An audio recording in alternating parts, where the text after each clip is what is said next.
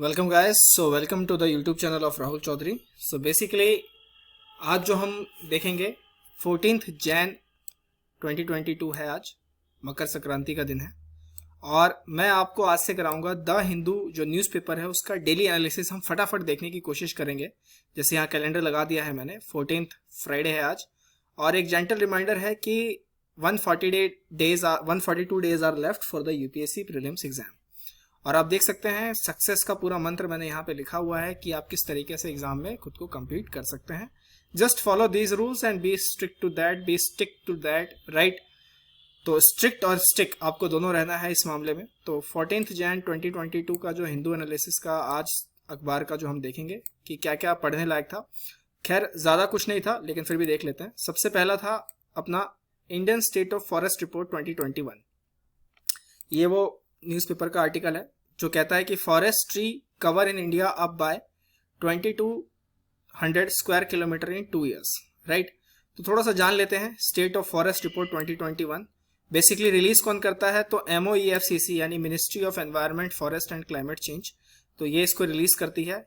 किस तरीके का रिपोर्ट है दोस्तों, तो बेसिकली बाई एनुअल रिपोर्ट है, मतलब 2 साल में एक बार आता है। बाई एनुअल रिपोर्ट है ये, published by forest survey of India. Report को पब्लिश कौन करती है, FSI करती है, फॉरेस्ट सर्वे ऑफ इंडिया। ध्यान रखना है ये सब चीजों को। रिपोर्ट में क्या बात कही गई है कि क्या फॉरेस्ट और ट्री कवर इंक्रीज हुआ है, बिल्कुल हुआ है। कितने से इंक्रीज हुआ है, तो यहाँ आप देख ही रहे हैं 2261 किलोमीटर के उससे ये इंक्रीज हुआ है। मोटा मोटी 2200 स्क्वायर किलोमीटर हम ले सकते हैं। टोटल फॉरेस्ट और ट्री कवर कितना था कंट्री में, तो 24.62% था। ये नंबर जो है आपको ध्यान रखना है, एग्जाम वगैरह में आता है और आ भी चुका है। ज्योग्राफिकल एरिया का अगर काउंट करें तो total forest and tree cover कितना है 24.62%, जो कि 2019 में कितना था 24.56%। तो ये थोड़ा सा बढ़ा है। So that's why this is in the news article, this is in the news of forest and tree cover increase by 2200 square kilometre, right.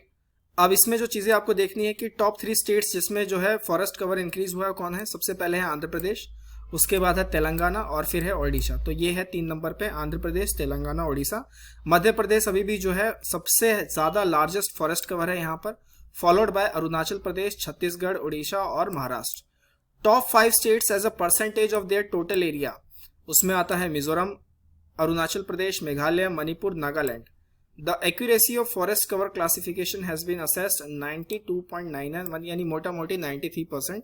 जो भी ये लोग बताते हैं फॉरेस्ट कवर का असेसमेंट, वो 93% मोटा मोटा सही होता है, इतना होता ही है, ठीक है। तो ये था Indian state of forest report की तरफ से। इसमें आपको चीज़ें जो है याद रखनी है, प्रीलिम्स के हिसाब से बहुत ज़्यादा इंपॉर्टेंट हो जाता है।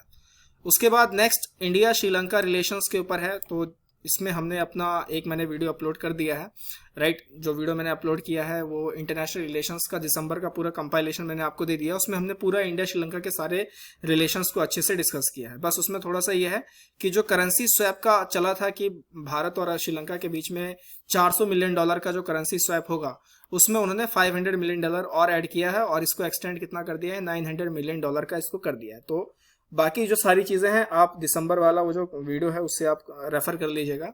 इसमें ज़्यादा खैर बातें जाने लायक नहीं थी, बस इतना है कि इंडिया श्रीलंका जो रिलेशंस है वो काफ़ी ज़्यादा मोड़ ले रहे हैं, तो एग्ज़ाम में इसके क्वेश्चंस आने के चांसेस बनते ही बनते हैं। फिर एडिटोरियल, बहुत ही प्यारा एडिटोरियल था। ये जो कॉलम था, liberal economics creates illiberal societies, जिसे अरुण मायरा जी ने लिखा था। तो बहुत बहुत बढ़िया आर्टिकल ये था। और जो ऐसे वगैरह हैं या जो आप कह लीजिए कि फिलोसफिकल भी हो सकता है, ये एथिकल भी हो सकता है, एथिक्स के हिसाब से भी इंपॉर्टेंट हो सकता है, तो उसको समझते हैं कि इस आर्टिकल में था क्या। पॉइंट बाय पॉइंट मैंने सारा इसका एक्सप्लेनेशन आपके लिए बना दिया है, तो एक एक करके समझते हैं कि liberal economics create illiberal societies, right. तो सबसे पहले अपने को समझना है कि लिबरल इकोनॉमिक्स होता क्या है। तो यहां देखिए, liberal economics that promotes free market, free trade and privatisation when starting to rail against welfare policies of the government like subsidies for the poor, industrial strategies, self-reliance and jobs for the citizens is culpable to create authoritarian and identitarian politics। तो liberal economics क्या है, liberal economics में ये कहा जाता है कि आपको फ्री मार्केट दी जाएगी, फ्री ट्रेड होगा, प्राइवेटाइजेशन भी होगा। लेकिन जब लिबरल इकोनॉमिक्स वेलफेयर पॉलिसीज के अगेंस्ट चला जाता है, जो ऑथर कहना चाह रहे हैं कि जब लिबरल इकोनॉमिक्स वेलफेयर पॉलिसीज के यानी कल्याणकारी नीतियों के जब अगेंस्ट विरुद्ध चला जाता है तो फिर वहां पर एक नई तरीके की राजनीति जन्म लेती है जिसे ऑथोरिटेरियन और आइडेंटिटेरियन पॉलिटिक्स कहते हैं, राइट। तो ये था लिबरल इकोनॉमिक्स के उसमें, जिसमें इन्होंने बहुत अच्छा मतलब बैलेंस आर्टिकल लिखा है कि liberal economics creates liberal societies. With every global crisis the rich get richer while millions at the bottom fall of the ladder. ये ऑथर का कहना है कि जो भी क्राइसिस हम देखते हैं उस क्राइसिस में अमीर और अमीर होता जा रहा है और जो गरीब तबका है, मिडिल सेक्शन तो काफी ज्यादा पॉवर्टी में घुस गई है, राइट, यानी कि बीपीएल में, बिलो पॉवर्टी लाइन में आ चुकी है। ये तो जग जाहिर है, वो थोड़े आंकड़े साफ हो नहीं रहे और न्यूज मीडिया में ये सब बातें हो नहीं रही हैं, तो इसलिए पता नहीं चल रहा है लोगों को। दूसरा ये कह रहे हैं कि opening national border to free trade become an ideology in economics in the last 30 years. तो अभी भी आप देखेंगे आज के ही न्यूज आर्टिकल में था कि भारत और यूके के बीच में फ्री ट्रेड एग्रीमेंट हुआ है, तो ये मतलब एक अब चलन चल चुका है। It is argued that to be increasing the size of pie so that everyone can have a larger share through a trickle down theory। ठीक, तो ट्रिकल डाउन थ्योरी ने क्या कहा था? ट्रिकल डाउन थ्योरी ने ये कहा था दोस्तों कि होगा क्या कि जो भी मतलब जैसे ये आप यहां देख रहे हैं ये ट्रायंगल बना हुआ है, तो कोई भी चीज जब आएगी तो ये टॉप बॉटम अप्रोच के साथ आएगी। सबसे पहले जो आपका एलीट क्लास है उनके पास आएगा, फिर वहां से होता होता होता मासिस के पास जाएगा। इस तरीके से सबको सब कुछ मिलेगा। सो ये बोला जा रहा था कि कोई भी पाई का जो साइज है उसका जो लार्जर शेयर है वो ट्रिकल डाउन थ्योरी से ही सबको मिलेगा। It led to the rich being taxed much less than they were. तो अब हो क्या रहा है कि ऑथर ये कहना चाह रहे हैं कि अब ये हो रहा है कि जो अमीर है उनको टैक्स जो है वो कम लगता है, यानी कम देना पड़ रहा है उनको टैक्स जितना वो पहले देते थे, जबकि ज्यादा पैसा इन्हीं के पास है। अब क्राइसिस है तो इनका पैसा और ज्यादा सेफ हो गया है। It made a case for privatisation at it also roses resources for fund staffed governments, right. तो अंधाधुंध ब्लाइंड प्राइवेटाइजेशन की बातें चल रही हैं, चाहे आपका बैंकिंग अमेंडमेंट बिल हो या फिर चाहे कुछ भी हो, जैसे भी गवर्नमेंट ने वोडाफोन आइडिया में भी अपना एक शेयर ले लिया है, राइट। तो इस तरीके की जो प्राइवेटाइजेशन कर रही है, तो इसका कारण क्या है? कारण यही है कि सरकार फंड चाहती है, सरकार के पास पैसा नहीं है, सरकार पैसा चाहती है और उसके लिए वो प्राइवेटाइजेशन को आगे बढ़ा रही है ताकि अपने रिसोर्सेज, सरकार अपने रिसोर्सेज जो है वो रेज कर सके।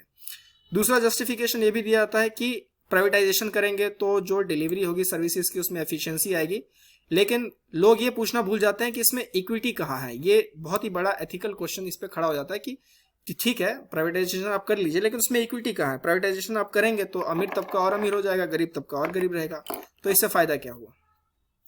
When public converted to private, rich people can buy what they need. This is the common fact. The children of wealthier people with better education have greater access to opportunities in the future also. This is also a very common fact, right? तो author यहाँ तक तो बिल्कुल ही सही बातें कह रहे हैं।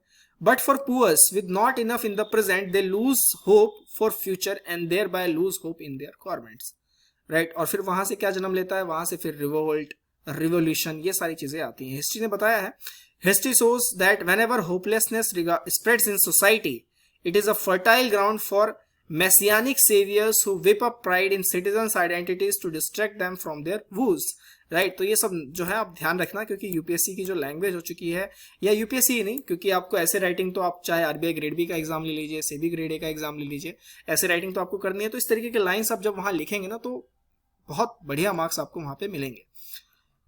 इसके बाद in truly democracy societies human rights must prevail and every person billionaire और pauper must have an equal right to determine the rules of the game. तो लोकतंत्र का तो मतलब ही यही है कि उसमें ना तो कोई गरीब देखा जाता है ना कोई अमीर देखा जाता है, उसमें सभी के लिए समान रूल बनाए हुए हैं। ऑथर का यह कहना है कि जो साम्यवाद था, कम्युनिज्म था, उसने लिविंग स्टैंडर्ड्स को काफी ज्यादा उठाया, health education of masses of poor people faster than capitalism could, right. यहाँ पे थोड़ी सी कुड की जो स्पेलिंग है वो थोड़ी गलत है, मैं सही कर देता हूँ। तो जो कम्युनिज्म ने क्या किया, कम्युनिज्म ने बहुत सारे जो गरीब तबका था उसमें एजुकेशन, हेल्थ, लिविंग स्टैंडर्ड्स उसको उठाया, लेकिन कम्युनिज्म एक चीज का सवाल नहीं दे पाया, साम्यवाद। इसी वजह से रिट्रीट हो गया ना कम्युनिज्म, कम्युनिज्म उतना है नहीं। तो साम्यवाद एक चीज का जवाब नहीं दे पाया कि प्रॉपर्टी के क्वेश्चन पे आप क्या बात करेंगे, राइट। वहां पे आके जो कम्युनिज्म था वो फेल हो गया। तो that there should be no private property deprived people of personal liberties, क्योंकि सारा खेल इसी चीज का है ना। कई लोग अगर पैसा कमाने लगेंगे तो वो फिर चीजों पे अपना हक जताने लगेंगे कि ये मेरा है। ये जो मेरा का कंसेप्ट है ना, पर्सनल लिबर्टीज में ये आपको लेके जाता है। कैपिटलिज्म ने जो पूंजीवाद था उन्होंने प्रॉपर्टी के सॉल्यूशन तो दिए, replacing all publicly owned enterprises with privately owned ones has not work इधर। लेकिन उन्होंने क्या किया कि उन्होंने प्रॉपर्टी के क्वेश्चन को तो पूरा अच्छी तरीके से सॉल्व किया, लेकिन जो टैक्सेस रिड्यूस करने थे हाई इनकम पे, जो अमीर लोगों पे टैक्स लगाने थे, वो नहीं कर पाए। It has denied many of their basic human needs, जो आज के समय में दिखता है। This solution has also harm the natural environment. They convert natural resources to intellectual property of the business corporations and then use it to maximize their own wealth while ecological commons and social equity suffers। अभी आपके समय में gender inequality बहुत चल रही है, wealth inequality बहुत चल रही है, क्लाइमेट इनइक्वलिटी बहुत चल रही है, तो बहुत सारी चीजें हैं जो साम्यवाद को साम्यवाद माफ करना, कैपिटलिज्म को सफर करना पड़ रहा है। A new form of Gandhian democratic socialism powered by cooperative economic enterprises is required in the 21st century to create a wealth at bottom, not only at top, and save humanity and the planet. तो अब जरूरत क्या है कि जो Gandhian और जो democratic socialism था उसको एक नए रूप में आने की जरूरत है, सोशलिज्म 2.0 ये लाने की जरूरत है, ताकि कोऑपरेटिव इकोनॉमिक एंटरप्राइजेस को पावर मिल सके, बॉटम से वेल्थ क्रिएट हो। ये जो आपको यहाँ पे ट्राइंगल दिखाई दे रहा है ना, यहाँ पे ये बॉटम सेक्शन से यहाँ से वेल्थ क्रिएट होकर ऊपर की तरफ जाए। तो ट्रिकल डाउन के बजाय अब एक ऐसा फॉर्म लाना चाहिए जो ट्रिकल अप लेके जाए, ये कहना है ऑथर का। तो कैसा लगा आपको ऑथर का व्यूज जरूर बताइएगा। इन्होंने पूरी सारी बातें रख दी कि किस तरीके से लिबरल इकोनॉमिक्स का तो यूज हो रहा है, फ्री ट्रेड ये सब चल रहा है, लेकिन जो सोसाइटीज हैं वो इलिबरल होती जा रही हैं एंड टोटली डेविएट कर रही हैं। Rich get richer and poorer get poorer, poor get poorer, right. तो ये सारा खेल यहाँ पे चल रहा है। दूसरा कॉलम क्या था देखते हैं। दूसरा कॉलम था कोविड को लेके था शायद, and epidemiologically sound testing strategy. तो इसमें थोड़ा सा देख लेते हैं। इस आर्टिकल में इन्होंने आईसीएमआर की कुछ एडवाइजरी आई है जिसका नाम है purposive testing strategy. The advisory proposes that कि कोई भी जो asymptomatic individuals in the community setting and contacts of confirmed cases unless identify as high risk among the others need not to be tested. तो author का ये कहना है, author का नाम क्या है, चंद्रकांत लहरिया। तो ये कहते हैं कि जो भी एसिम्प्टोमेटिक है कम्युनिटी के अंदर में, और तो उनके टेस्टिंग करने की जरूरत नहीं है, क्योंकि देखो डायग्नोस्टिक आप जब टेस्टिंग करते हैं तो उसके दो बड़े ऑब्जेक्टिव होते हैं। पहला तो ये होता है कि इंडिविजुअल और पब्लिक हेल्थ को बेनिफिट मिले, दूसरा कि जो इन्फेक्शंस जो सुपर स्प्रेडर है उनको ट्रैक किया जा सके। इंडिविजुअल लेवल पे अगर हम देखें, testing helps in a suitable modification of clinical management. ये बात तो सही है क्योंकि पब्लिक हेल्थ उससे सही रहता है, मतलब इवॉल्व होता है। As we have a better understanding of disease epidemiology we come to know that for most asymptomatic or mildly symptomatic a confirmed covid test will not alter the treatment। तो आप Covid test करा भी लेंगे तो treatment को तो change नहीं करने वाला ना, राइट। आपके दोनों वैक्सीन आपको लग चुके हैं, आपके पास कोमॉर्बिडिटीज नहीं है, फिर भी आप एसिम्प्टोमेटिक हैं या फिर माइल्डली सिम्प्टोमेटिक है, तो उसके बाद भी जो कोविड टेस्ट आप कराएंगे उससे ट्रीटमेंट पे कोई फर्क थोड़ी ना पड़ेगा, तो घर पे भी आप कर लोगे आराम से। तो ऐसे लोगों की टेस्टिंग करके जो लेबोरेटरी कैपेसिटी पे जो बर्डन पड़ता है इसको बढ़ाने की जरूरत नहीं है, ये ऑथर को कहना है, ऑथर का कहना है। The testing can have public health benefit of reducing transmission but with Omicron it is neither feasible nor required any system as transmission is already wide spread and the majority are asymptomatic. Testing the asymptomatic had a very limited marginal benefit and can overburden an already stretched testing system. It can delay a COVID test report for those with a high risk of getting moderate to the severe disease। तो ये कहना है author का कि जो asymptomatic है भैया, fully vaccinated है, कोई कोमॉर्बिडिटीज नहीं है, तो उनका टेस्टिंग करने का कोई फायदा नहीं है, राइट। उनको तो आप बोलिए कि घर वर पे ही देख ले, क्योंकि फिर क्या होता है कि जो दूसरे जो हाई रिस्क पे है उनका फिर इलाज सही से होना चाहिए। The argument that testing should be ramped up to get better data, we need to remember that any data collection is a byproduct of public health interventions and not the primary objective.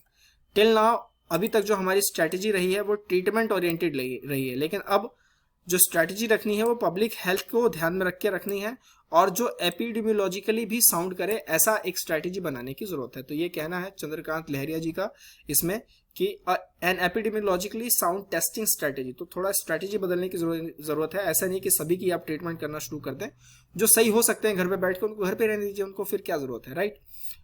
कुछ और news देखते हैं क्या था। और news में मकर संक्रांति है आज, तो आप सभी को मकर संक्रांति की शुभकामनाएं, राइट, हार्दिक बधाई। तो कुछ स्टेट वाइज सेलिब्रेशन भी देख लेते हैं, आर्ट एंड कल्चर से है। तो पोंगल मनाते हैं तमिलनाडु में, लोहरी मनाते हैं पंजाब में, भोगी मनाते हैं आंध्र प्रदेश में, माघा बिहू मनाते हैं असम में, उत्तरायण मनाते हैं गुजरात में, और साजी मनाते हैं शिमला हिमाचल प्रदेश में। तो ये नाम थोड़े से ध्यान रखना है आपको, ये एग्जाम के हिसाब से आ सकते हैं आर्ट एंड कल्चर में। तो आज 14th जैन का जो हिंदू एनालिसिस था उसमें कुछ यही इंपॉर्टेंट बड़ी बड़ी खबरें थी जो एग्जाम के हिसाब से बहुत ही ज़्यादा इंपॉर्टेंट रखती है। मिलेंगे कल 15 जन 2022 का द हिंदू एनालिसिस में। टिल देन टेक केयर, धन्यवाद।